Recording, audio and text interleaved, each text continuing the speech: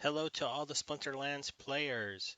I don't know how many will watch this video, probably not that many, but I'm going to continue making them because maybe I spread the game to at least one new player. As long as they're asking us to do this challenge to try certain cards and share the battle, I'm going to keep making videos and I'll probably never be famous on YouTube, but maybe I'll get a couple hundred followers one day if the game picks up and Steam gets popular. So let's go. This week we're going to do the Gelatinous Cube. Gelatinous Cube is a newer card. I had to go ahead and buy some so I could get it to level 7. That's because I'm very proud to say I made it to Champion this time. It's only Champion 3 right now. I'm going to try to play tonight and push my way to Champion 2. But I couldn't play this card any lower than this level in that area and think I could win. So I went out and I bought some cards. I got them to level 7. I bought a few extras on accident because I was bidding for them. But I pulled it off. I finished my quest, and I'm like, okay, let's see how many battles in Champion 3 it's going to take to get a win. And you're going to laugh at me when you see this. I'm just going to go straight to it because, oh, it only took me one. So here it is. I'm going to go ahead and show you guys the battle. And I don't usually get around to this super quick, but I don't need to make this video that long, but I do think that this will kind of show you the general idea. I'm going to talk about the card here. Okay, so here's the battle with the cube, and I'm going to try to set up my team here. As you can see, I didn't have a clear advantage and I made some mistakes. I shouldn't have used the melee attack booster with only one melee monster, and I played a lot of low level guys. Level 1, only a level 7. This was a big 99 mana match, so very clearly um, you could have had some other big guys on the other team. I got a little lucky as I got to somebody who didn't have a maxed out Lord, didn't have this guy. Well, everybody else is kind of maxed out. I don't know, except for him. He's one level away from being maxed.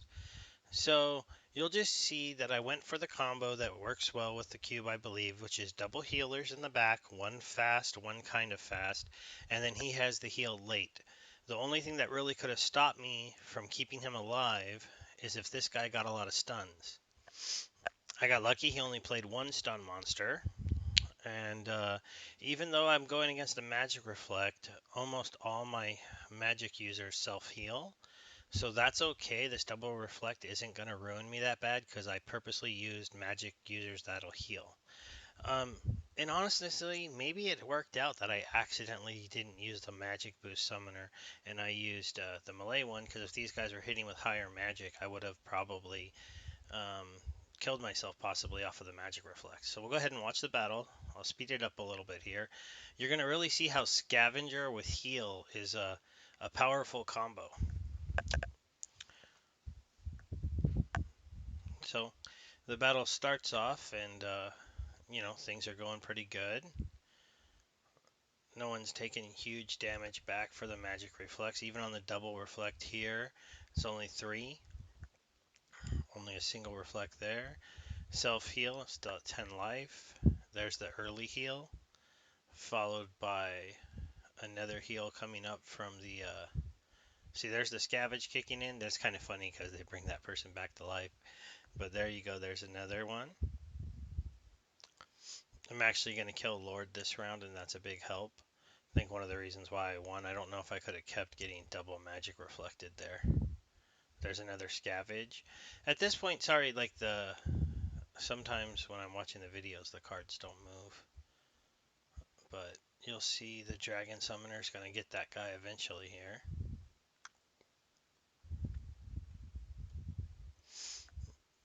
It's just, a battle that if you're ever playing it and you run into it, you're like, I just don't get it. My team seems strong, but I just cannot kill that self-healing monster in the middle.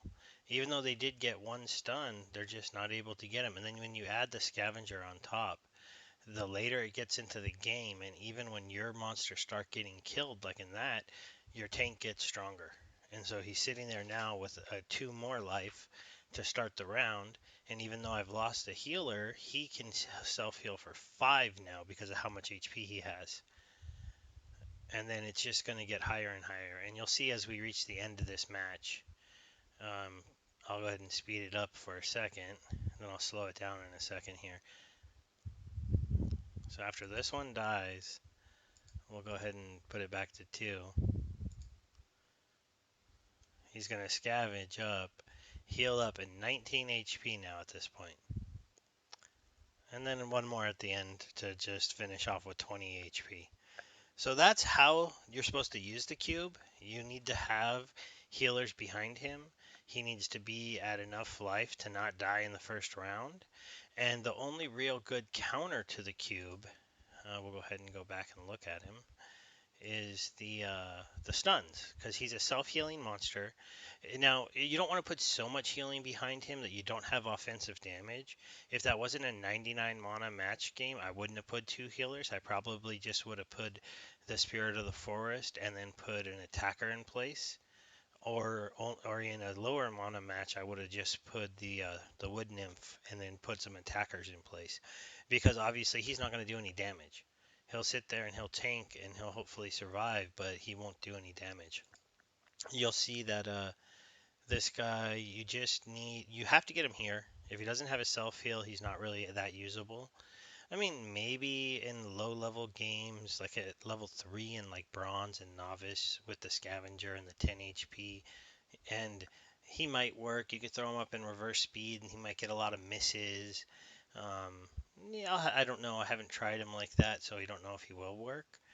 But I do know that once he has heal and he has that big self heal on top of another heal, then you're looking at pretty good. I pushed him up to 7. I wanted that extra HP again. I didn't want that minus where it goes down here.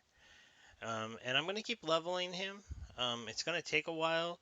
I'm probably just going to keep an active bid on this card, and if people don't want him, they can dump him to me.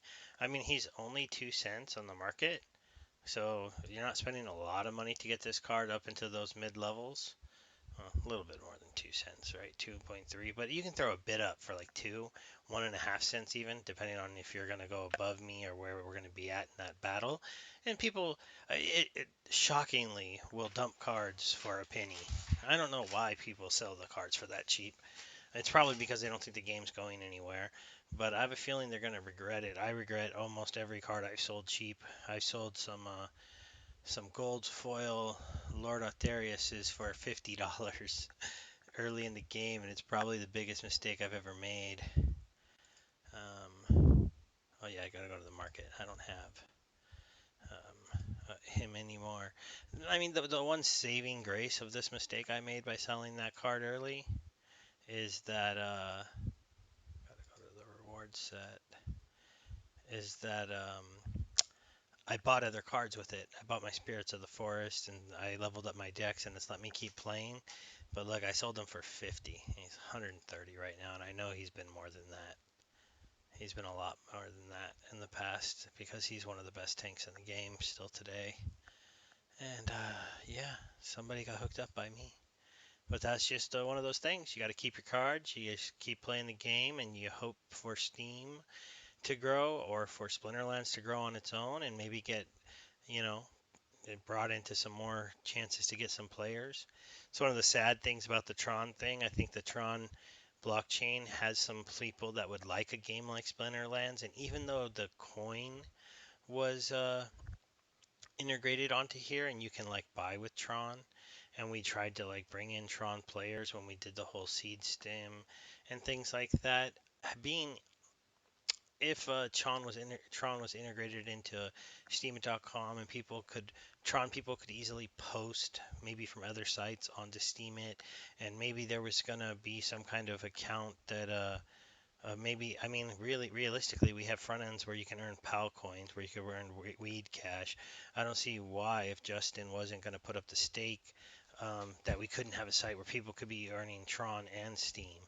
And then that front end would be really popular, because now you're earning 2 coins that can be traded a lot of places. Not that I don't love using PalNet and the Splinterlands front end for the SPT tokens. They're just not on exchanges yet. They're just on our internal one, and that's not a terrible thing, because it gives us a chance to get a lot of those tokens now and hope that they turn into something bigger. But yeah, the whole thing with them, it's just a bummer. I do have one quick happy thing to show somebody, and that's, look, let's see who won the 500 deck I was giving away in this post. I do these kind of posts. I was reviewing cards. I'm now going to be doing strategies for how to win the different game modes. Because we all know that when you're playing this game, the game modes change a lot and the manas change a lot. So I'm going to be kind of breaking these down. Hopefully some people will watch that. But let's take a look at who won. We got Constantin Z. Za. I'm terrible with names. But they won my 500 deck giveaway, and I went ahead and sent that out a little while ago. So there's that. I'm not doing a post about it this time, just throwing it in there at the end of the video because I'm a little bit behind this week. I really hope you're all having a good time out there, that you're going to steam on, that this fight between the witnesses isn't, making you think that we have no hope, because I don't really think we're going to end up in that bad of a spot. And that you guys, you can follow me for a chance to win a deck, basically. I give away those dark energy crystals now. I used to give away cards. I kind of stopped doing that pre-Untamed. Now that Untamed has been out for a little while and the cards are selling pretty cheaply, I could go to giving away Untamed cards instead. But I'm still leveling my own Untamed, so I don't know if I want to do that. But if there's a market for that, if you guys would like a chance to win Untamed cards, let me know. And anybody who lets me know, I'll probably give a card because that means you watched at the end of the video, and that would amaze me. That's all for today, though, everybody. I'll talk to you later.